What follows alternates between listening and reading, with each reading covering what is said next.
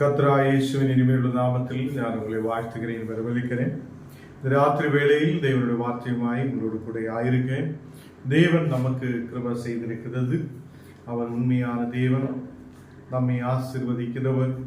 அவர் எப்போதும் நம்மை வழி நடத்த வல்லமை உள்ளவராய் இருக்கிறது. கர்த்தருடைய பிள்ளைகளே, இன்றைக்கும் நமக்கு ஒரு பாக்கியத்தை தேவன் கொடுத்திருக்கிறது.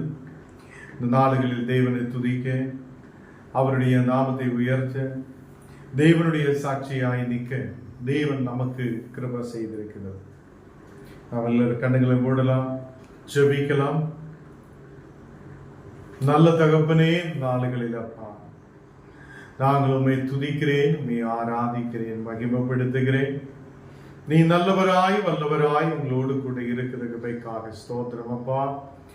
ஆண்டவரே, இன்னைக்கப்பா நாங்கள் கூகுள் மீட்டாய் ஒன்று சேர்ந்து தேவனே அநேக கிராமங்கள் பட்டணங்களிலிருந்து ஒரு மனதோடு ஜெபிக்கப்பட தேவனே நீர் எங்களுக்கு கிருபை செய்திருக்கிறதுக்காக ஸ்தோத்திரம். இந்த நாடுகளில் கர்த்தாவே நீர் எங்களை பலப்படுத்தி ஆண்டவரே இருக்கிற எல்லா கஷ்டமான நிலைமைகளை மாற்றி நீர் எங்களுக்கு தேவையான நன்மைகளை கொண்டு தரப்பும், நல்ல ஆசீர்வாதங்களை கொண்டு தரப்பும். ஆண்டவரே எங்களை பலப்படுத்தி ஆசீர்வதிக்கிறதுக்காக ஸ்தோத்திரம்.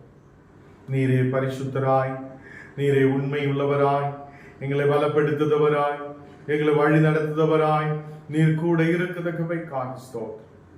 ஆண்டவரே, எல்லா நாளும் எங்களை பாதுகாக்க நீர் உண்மை உள்ள தேவனப்பா. இன்றைக்கு கடந்து வந்த ஒவ்வொரு மக்களுடைய குடும்பங்களிலும் ஒரு தெய்வீக சமாதானம் இருக்கிறதுக்காக ஸ்தோத்திரம். ஆண்டவரே, உம்மோடு சேர்ந்து இருக்க, உம்முடைய வார்த்தைகளை கேட்க, தேவனே உண்மையை பின்பற்ற நீர் எங்களுக்கு கிருபை செய்ததுக்காக ஸ்தோத்திரம். அநேக கிராமங்கள், பட்டணங்கள், தேசங்களில் நாங்கள் உம்முடைய சாட்சியாய் இருக்க நீர் கிருபை செய்ததுக்காக ஸ்தோத்திரம். எங்களை வீட்டிலும் தாழ்த்துகிறேன், அர்ப்பணிக்கிறேன். இயேசுவின் நாமத்தில் ஜெபங்கள் நல்ல பிதாவே, ஆமென், ஆமென். கர்த்தர் நம்மை ஆசீர்வதித்து வழி நடத்துவார். இன்னைக்கு தேவனுடைய வார்த்தைக்கு நேராய் நாம் கடந்து செல்லலாம். லூக்கா 23 அதிகாரம் അതിന്റെ 39 வசனம் நாம் வாசிக்கலாம். லூக்கா 23 அதிகாரம் അതിന്റെ 39 வசனம். அன்றையும் சிலுவையில் அறையப்பட்ட குற்றவாளிகள் ஒருவன், நீ கிறிஸ்து ஆனால் உன்னையும் எங்களையும் ரட்சித்துக் கொள் என்று அவரை இகழ்ந்தார்.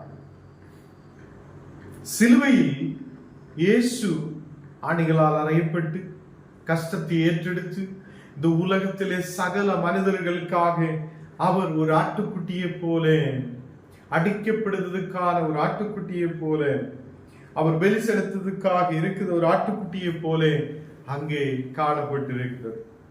கர்த்தருடைய பிள்ளைகளே, சிலுவையில் இயேசு இருக்கும் போது அவரோடு கூட 2 திருடர்களும் அங்கே சிலுவையில் ஏற்றப்பட்டது. அதில் ஒரு திருடன் சொல்லுகிறார்,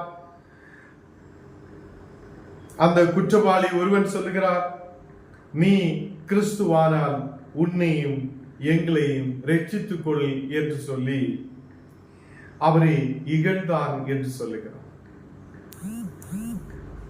அந்த சிலுவையில் இந்த குற்றவாளிகளாய் இருக்கிற அந்த மக்கள் இயேசுவை இகழ்த்தி பேசுவதை நாம் பார்க்கிறோம். அநேக மக்கள் நமக்கு சுற்றிலும் இருக்கும். இயேசு யார் என்று கேட்கிற சிலர் இருக்கிறார். இயேசு எங்கே இருந்து வந்திருக்கிறார் என்று கேட்கிற சிலர் இருக்கிறார். நம்ம ஜெபிச்சு ஜெபிச்சு ஜெபிச்சு நம்ம இயேசுகிட்ட என்ன பெற்றுக்கொள்ள போகிறார் என்று கேட்கிற அநேகர் இருக்கலாம். இயேசுவை இகழ்த்தி பேசுத அநேகர் இருக்கலாம். அவங்களோட மத்தியிலும் நாம் இயேசுடைய ஒரு உயிருள்ள சாட்சியாய் நாம் காணப்பட வேண்டும். இயேசு அந்த சிலுவையில் அவர் அவ்வளவு பாடுகளை ஏற்றெடுத்து இந்த உலகத்திலே சகல மனிதர்களையும் ரட்சிக்க வேண்டும் என்று சொல்லி ஒரு பலியாக அவர் மாற்றப்பட்டிருக்கிறது. அப்பதான் அந்த குற்றவாளிகளில் ஒருவன் சொல்லுகிறது, எங்களையும் நீ ரட்சிக்க, உன்னையும் எங்களையும் ரட்சித்துக் கொள் என்று சொல்லப்படுகிறது. இயேசுவுக்கு வேண்டுமென்றால் அந்த சிலுவையிலிருந்து இறங்கி வரலாம். அந்த பாடுகள் ஏற்றெடுக்காமல் இருக்கலாம். அவர் இந்த உலகத்தில் வந்ததே பாடுகளை ஏற்றெடுத்து அவர் மக்களுக்காக வெளியாய் அவருடைய ரத்தத்தை சிந்தி நம்ம விலைக்கு வாங்குறதுக்கு தான் அவர் இந்த உலகத்தில் வந்திருக்கிறது. அவரையே ரட்சிக்க அவருக்கு முடியும் என்று நமக்கு தெரியும். இங்கே இந்த குற்றவாளி அப்படியே இயேசுவை இகழ்த்தி பேசுவதை நாம் பார்க்கிறோம். 40வது வசனத்தில் மற்றொரு குற்றவாளி சொல்லுகிறார். அந்த குற்றவாளி சொல்லப்பட்ட அந்த குற்றவாளியை நோக்கி, நீ இந்த ஆக்கினிக்குள் பட்டவனாயிருந்து தேவனுக்கு பயப்படுகிறது இல்லையா என்று கேட்கிறார். உண்மையாக நீ இந்த பிரச்சனைக்குள்ள வர வேண்டவன் தான். இந்த குற்றவாளிகள் குற்றம் செய்திருக்கிறது. அப்போ அந்த மற்றொரு திருடன் அவன் மற்றொரு குற்றவாளி சொல்லுகிறான், நீ எதுக்காக இப்படி இயேசுவை இகழ்த்தி பேசுகிறார் என்று கேட்கிறார். நீ தேவனுக்கு பயப்படுவது இல்லையா என்று கேட்கிறார். கர்த்தருடைய பிள்ளைகளே, நாமும் சில நேரத்தில் தேவனை இகழ்த்தி பேசுறவங்களாய் காணப்படுகிறார். அவர் இவ்வளவு பாடுகள் ஏற்றெடுத்து, அவர் இவ்வளவு நன்மைகள் நமக்கு செய்து, நம் வாழ்வில் தேவன் நமக்கு பெரிய காரியத்தை செய்து, சில நேரத்தில் நமக்கு ஏதோ கிடைக்கல என்று சொல்லும் போது நம் கோபத்தோட ஆண்டவருக்கு நேராய் கடந்து சென்ற மக்களாய் அநேகர் காணப்படுது. சில நேரத்தில் சொல்லும், ஞானி நீ ஆராதனைக்கு வரமாட்டேன் என்று சொல்லுத மக்களும் இருக்குது. கர்த்தருடைய பிள்ளைகளே, அந்த மற்றொரு குற்றவாளி சொல்லுகிறது, நாமோ நியாயப்படி தண்டிக்கப்படுகிறேன். நம்ம குற்றம் செய்திருக்கிறார், அதனால சிலுவையில் நம்மளை அறையப்பட்டிருக்கிறார். நாம் அந்த குற்றம் செய்ததினாலே நாம் நியாயப்படி இந்த தண்டனை எங்களுக்கு கிடைக்க வேண்டதுதான் என்று அவர் சொல்லுகிறது. ஏனென்றால் இயேசு எந்த குற்றமும் செய்யாதவன் என்று அந்த மற்றொரு குற்றவாளிக்கு தெரிந்திருக்கிறது. அவன் சொல்லுகிறது, இவன் எந்த குற்றமும் செய்ததில்லை, இவன் இந்த மாதிரி இங்க தொங்கப்படுதவன் அல்ல, இவரோ தகாதது ஒன்றையும் நடப்பிக்கவில்லை என்று அவனே கடிந்து கொண்டிருக்கிறான்.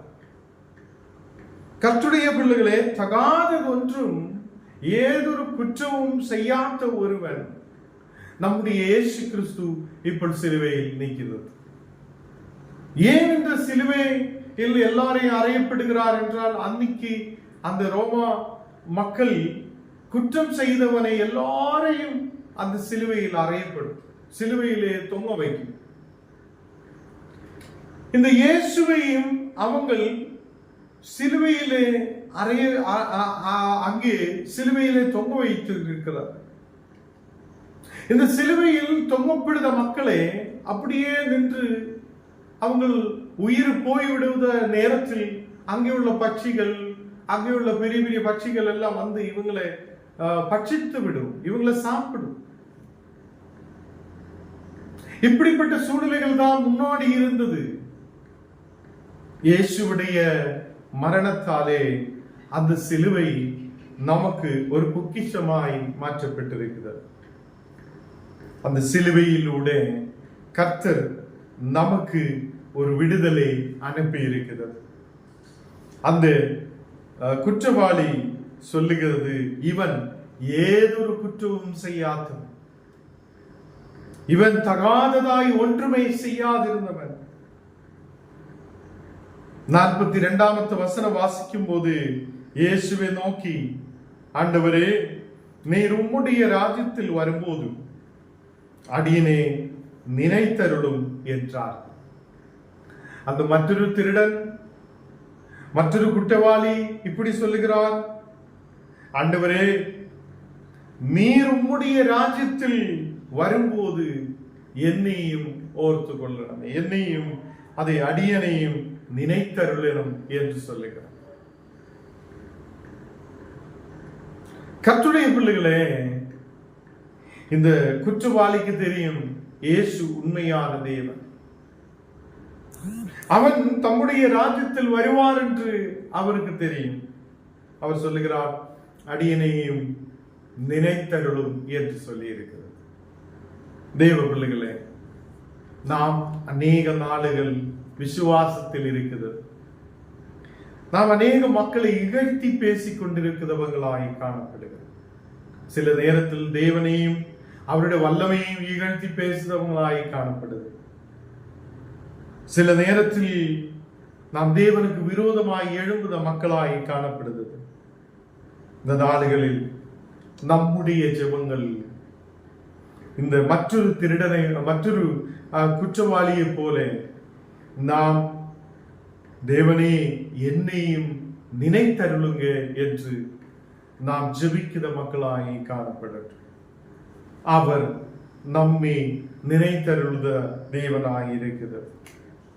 இயேசு எல்லா மக்களுக்கும் கிடைக்கிற மாதிரி உள்ள ஒரு சிலுவையின் பாடு அல்ல ஏற்றெடுத்தது. அவர் அநேக நிந்தனைகள் ஏற்றெடுத்திருக்கிறது. நம்முடைய சகல வியாதிகளையும் அவர் ஏற்றெடுத்திருக்கிறார். நம்முடைய குறவுகள், நம்முடைய குற்றங்கள், இந்த உலகத்திலே சகல மனிதருடைய பாவங்களையும் அவர் ஏற்றெடுத்திருக்கிறார். தெய்வ பிள்ளைகளே, அவர் சிலுவையில் தொங்கும் போது என்னையும் உங்களையும் அவர் நினைத்தருளி இருக்கிற தேவனாயிருக்கிறார். இனி வரப்போகிற மக்களையும் விடுதலுக்குள்ளே கொண்டு வர இயேசுதான் உண்மையுள்ளவர் என்று நாம் விசுவசிக்கிறோம். கர்த்தருடைய பிள்ளைகளே, இந்த நாடுகளில் நமக்கு ஒரு விடுதலை கொடுக்க இயேசு உண்மையுள்ளவராய் இருக்கிறார். இந்த இரண்டு அந்த குற்றவாளிகளை போல ஒருவன் இகழ்த்தி பேசுகிறார், ஒருவன் அடியனை நினைத்தருளும் என்று கேட்கிறான். நாம் எந்த சூழ்நிலையில் இருக்கிறான்? கர்த்தருடைய பிள்ளைகளை, எது கிடைத்தாலும் கிடைத்திருந்தாலும், எந்த மாதிரி ஆசீர்வாதம் நமக்கு தேவன் கொடுத்தாலும் கொடுத்திருந்தாலும் நாம் தேவனையே சார்ந்திருப்பேன் என்றுள்ள நம்பிக்கையுள்ள பிள்ளைகளாய் நாம் காணப்படட்டும். கர்த்தருடைய பிள்ளைகளே, தேவன் நம்மை ஆசீர்வதிப்பார், தேவன் நம்மை பலப்படுத்துவார், தேவன் நம் தேவைகளை சந்திப்பார், தேவன் நம்மை பலப்படுத்துவார் என்று நம்பிக்கையுள்ளவராய் இருக்கட்டும். நாம் இன்னையிலிருந்து நமக்கு சுற்றிலும் இருக்கிற மக்களை இகழ்த்தி பேசுறவங்களாய் இருக்கக்கூடாது. அவங்கள் எங்களை காட்டிலும் மேன்மையுள்ளவர் என்று நாம் நினைக்கட்டும். கர்த்தருடைய பிள்ளைகளை, இயேசு சிலுவையில் ஆணிகளால் அறையப்பட்டு இரத்தம் சிந்தி அவர் சிலுவையில் காணப்படுகிறார். இந்த குற்றம் செய்த அந்த குற்றவாளிகள் அவங்களை சும்மாவே தொங்க வைத்திருக்கிறது, சிலுவையில் தொங்க வைத்திருக்குது. எப்ப சாகுதோ அப்ப ஏதாவது பறவைகளோ ஏதாவது பட்சிகளோ வந்து சாப்பிட்டு போகுத மாதிரி அவனை தொங்க வைத்திருக்கிறது. கர்த்தருடைய பிள்ளைகளை, இயேசுதான் நமக்காக அதே இந்த உலகத்தில் பாடுகளை ஏற்றெடுத்தவர். நாம் அவர்கிட்ட கேட்கணும், ஆண்டவரே என்னையும் நினைத்தருளுங்க,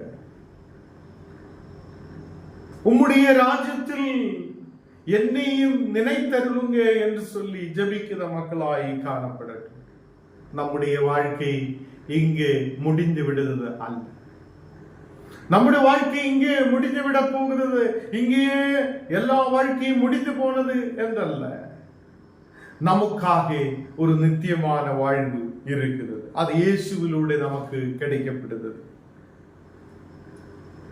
அந்த மற்றொரு திருடன், அந்த மற்றொரு குற்றவாளி இயேசுவை பார்த்து அடியனை நினைத்தருளும் என்று சொல்லும் போது 43வது வசனம் வாசிக்கும் போது இயேசு அவனை நோக்கி, இன்றைக்கு நீ என்னுடனே பரதீசையில் இருப்பாய் என்று மெய்யாகவே உனக்கு சொல்லுகிறேன். அவன் ஒரே ஒரு ஜெபம் தான் செய்திருக்கிறது. அங்க உட்கார்ந்து மணிக்கணக்கினா ஸ்தோத்திரப்பா, நன்றியப்பா, உண்மை துதிக்கிறேன், எனக்கு அது கொடுங்க, இது கொடுங்க, காரை கொடுங்க, வண்டி கொடுங்க, எனக்கு வீடு கொடுங்க, எனக்கு சாப்பாடு கொடுங்க, எப்படி ஒன்றும் கேட்டதில்லை. ஆண்டவரே என்னை நினைத்தருளும் என்று கேட்குதா அந்த மனத்தாழ்மையுள்ள ஜபத்தை ஆண்டவர் கேட்டிருக்கிறது. இன்றையிலிருந்து நீ என்னுடனே பரதேசையில் இருப்பாய் என்று இயேசு சொல்லுகிறார். இன்றையிலிருந்து, நாளைக்கல்ல, இன்றையிலிருந்து நீ என்னுடனே இருப்பாய். நம்முடைய ஜபங்கள் எப்படி இருக்கிறது, நம்முடைய வாழ்க்கை எப்படி இருக்கிறது என்று நாம் யோசித்து பார்க்க. கர்த்தருடைய பிள்ளைகளை, நாம் மனத்தாழ்மையோடு ஜெபிக்கட்டும். தேவனுக்கு முன்பாக, தேவனே என்னையும் நினைத்தருளுங்க என்று சொல்லுத மக்களாய் நாம் காணப்படட்டும். அவர் அநேக பாடுகளை ஏற்றெடுத்தவர், அநேக கஷ்டங்களை ஏற்றெடுத்தவர். நமக்காக அவர் இரத்தம் சிந்தின ஜீவனை கொடுத்தவனாய் காணப்பட்டிருக்கிறது. கர்த்தருடைய பிள்ளைகளே, அந்த முதலாவது சொல்லிய குற்றவாளி அவன் தேவனை இகழ்த்தி பேசுகிறது.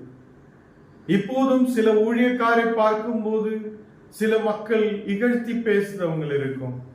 இவங்க வந்திருக்கிறார், இனி என்ன நடக்க போகுதுன்னு பார்க்கலாம், அற்புதம் நடக்குமா இல்லையான்னு பார்க்கலாம், என்ன நடக்கும்னு பார்க்கலாம், இப்படி எல்லாம் சொல்லுது அநேக மக்கள் உண்டு. ஞானம் கேட்டிருக்கு. சில கிராமங்களில் கடந்து செல்லும் போது சில மக்கள் இப்படி எல்லாம் பேசப்படும்.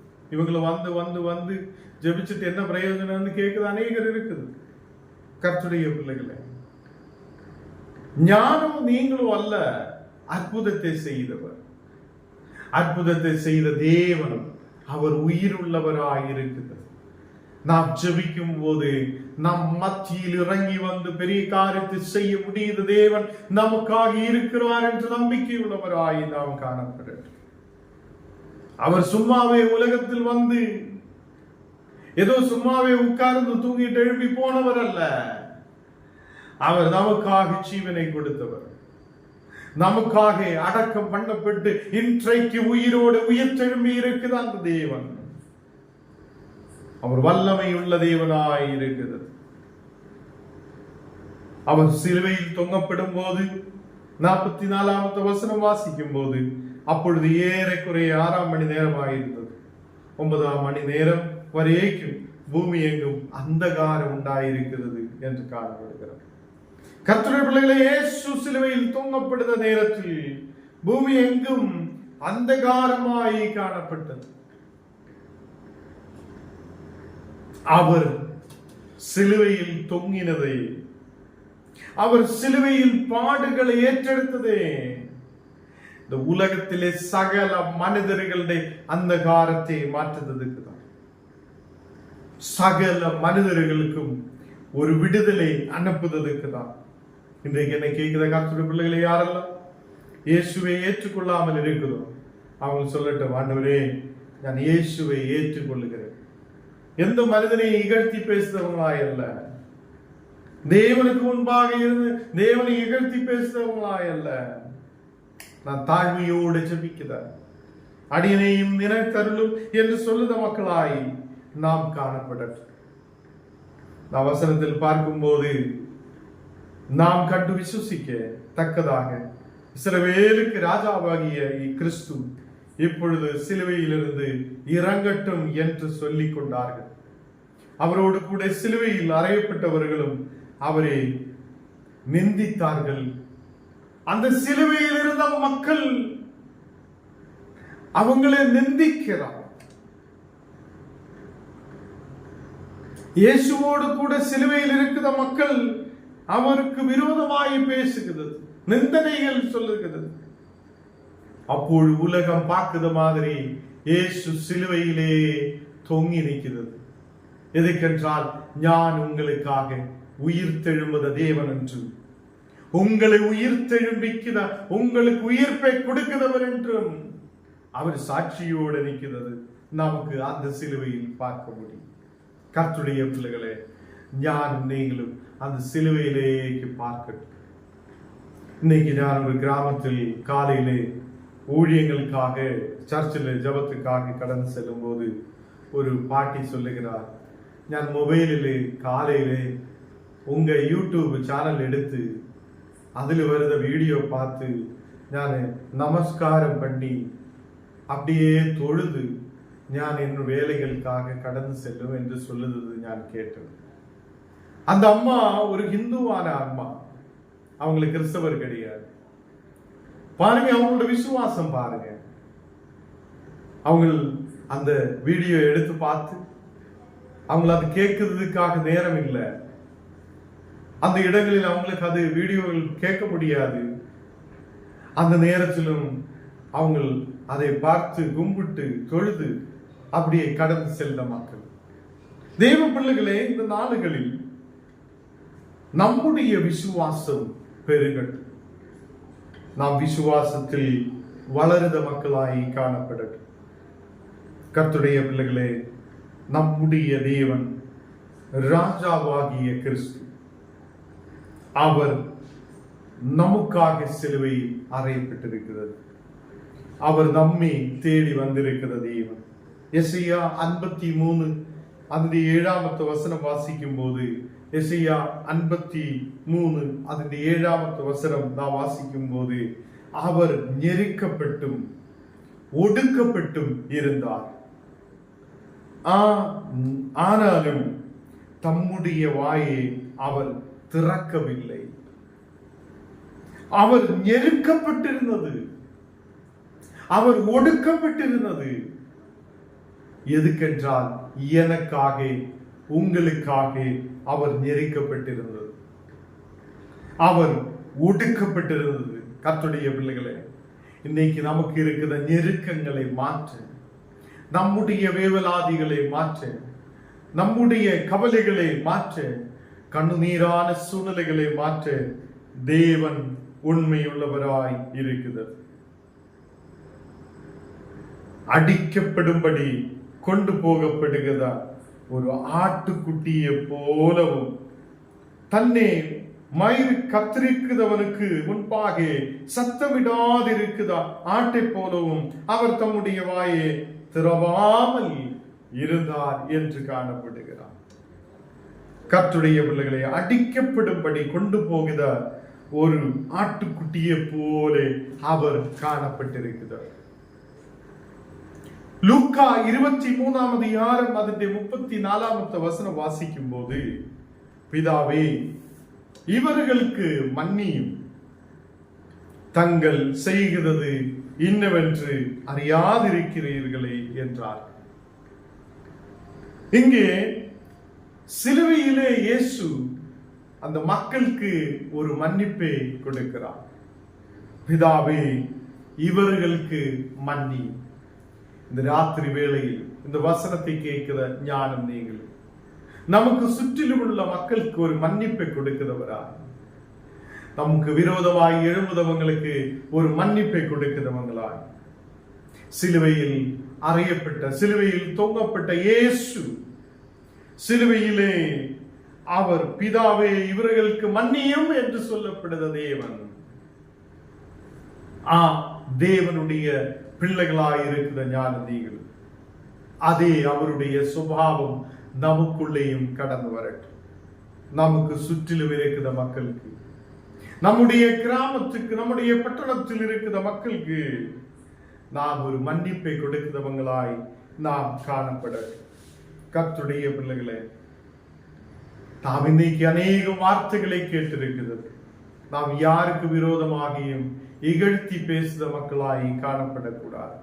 யாரையும் கீழே தள்ளிவிட்டு அவங்க சரியில்லை என்று சொல்லி பேசி அவங்களுடைய தேவனுக்கு முன்பாக அவங்களையும் குறை சொல்லி கொண்டிருக்கிற மக்களாய் நாம் காணப்படக்கூடாது. அதே மாதிரி நம்முடைய ஜெபங்கள் தேவனே அடியானையும் நினைத்தருளும் என்று தாழ்மையோடு ஜெபிக்கிற ஜெபமாய் இருக்கட்டும். அப்படி நாம் தாழ்மையோடு செபிக்கும் போது தேவன் இன்றைக்கு நீ என்னோடு கூட இருப்பார் என்று சொல்லப்படுத ஒரு சூழ்நிலை நமக்கும் உருவார். நம்மோடு கூட கர்த்தர் இருக்கிறது. நம்மை பலப்படுத்த அவர் உண்மையுள்ள தேவனாய் இருக்கிறது. நம் தேவைகளை சந்திக்க முடியாதவராய் இருக்கிறது. கர்த்தருடைய பிள்ளைகளே, சிலுவையில் அறையப்பட்ட கிறிஸ்து நம்மை ஆசீர்வதித்து வழி நடத்துவார். சிலுவையில் அறையப்பட்ட கிறிஸ்து நம்மை கைவிடாதே வழி நடத்துவார். அந்த சிலுவையில் அறையப்பட்ட கிறிஸ்து அநேகருக்கு மன்னிப்பை கொடுத்த தேவனாய் இருக்கிறது. இந்த நாளுகளில் நம்மை மன்னித்து ஒரு விடுதலைக்குள்ளே கொண்டு வர கர்த்தர் உண்மையுள்ளவராய் இருக்கிறது. நாம் கண்ணுகளை மூடலாம், செபிக்கலாம். தேவனே, பரிசுத்த பிதாவே, இந்த ராத்திரி வேளையில் அப்பா, நாங்கள் வசனங்கள் கேட்கப்பட உம்முடைய வார்த்தைகளை தியானிக்க நீர் எங்களுக்கு கிருபை செய்ததுக்காக ஸ்தோத்திரம். நீர் பரிசுத்தர், உண்மையான தேவன், எங்களை வழி நடத்துதவராய் கூட இருக்கிறவர். தேவனே, ஓரோ மக்களையும் உம்முடைய கரத்தில் ஒப்புக் கொடுக்கிறேன். வியாதியோடு, பலவீனதையோடு, கண்ணீரோடு, பாரத்தோடு இருக்கிற மக்களுக்காக விசேஷமாய் ஜெபிக்கிறேன். தேவனே, எல்லா வியாதி படுக்கைகள் எடுத்து மாற்றட்டும். ஒரு விடுதலை கொண்டு நீர் நிரப்புதற்காக ஸ்தோத்திரம். தேவனே, எல்லா மக்களுடைய தேவைகள் சந்திக்கப்படட்டும். அநேகர் பிசினஸ்கள் செய்த மக்கள் உண்டு, வேலைகள் செய்த மக்கள் உண்டு. அவங்களுடைய பிசினஸ்கள் உயர்ச்சி பெற்றுக்கொள்ள, வெற்றி உண்டாகப்பட, ஆண்டவரே வளர்ச்சி உண்டாகப்பட நீர் கிருபை செய்ததுக்காக ஸ்தோத்திரம். வேலைகளில் ஒரு வெற்றி உண்டாகட்டும். தேவனே, அதே மாதிரி படிக்கிற பிள்ளைகளுக்காக ஜெபிக்கிறேன். ஒரு பிள்ளைகளையும் நீர் புத்தியோடு, ஞானத்தோடு நீர் வழி நடத்துதற்காக ஸ்தோத்திரம். தேவனே, இந்த ராத்திரி வேளையிலப்பா எல்லா மக்களையும் குடும்பங்களையும் ஆசீர்வதித்து பலப்படுத்து. எல்லா மக்களும் தெய்வீக சிந்தனை உள்ளவர்களாயிருக்க, அந்த கால்வரியிலேக்கு நோக்க, தேவனே, அந்த கால்வரியில் சிலுவையிலேக்கு பார்க்க ஆண்டவரே நீர் கிருபை செய்ததுக்காக ஸ்தோத்திரம். நாங்களும் உம்மையே தரிசித்து, உம்மையே விசுவசித்து, உம்மை பின்பற்ற நீர் கிருபை செய்ததுக்காக ஸ்தோத்திரம். ஆண்டவரே, எங்களை முற்றிலும் தாழ்த்தி ஒப்புக் கொடுக்கிறேன். நீர் எங்களை வழி நடத்தும், நீர் எங்களை பாதுகாக்கும். கட பிரச்சனைகள் இருக்கிற மக்களை உம்முடைய கரத்தில் ஒப்புக் கொடுக்கிறேன் அப்பா. எல்லா கட பிரச்சனைகள் மாற்றப்பட நீர் கிருபை செய்ததுக்காக ஸ்தோத்திரம். எங்களை முற்றிலும் தாழ்த்துகிறேன், அர்ப்பணிக்கிறேன். இயேசுவின் நாமத்தில் ஜெபங்கள் நல்ல பிதாவே, ஆமீன், ஆமீன். என் ஆத்மாவே கர்த்தரை ஸ்தோத்திரி, என் முழு உள்ளமே பரிசுத்த நாமத்தை ஸ்தோத்திரி. என் ஆத்மாவே கர்த்தரை ஸ்தோத்திரி, கர்த்தர் செய்த சகல உபகாரங்கள் மறவாதே. ஆமீன்.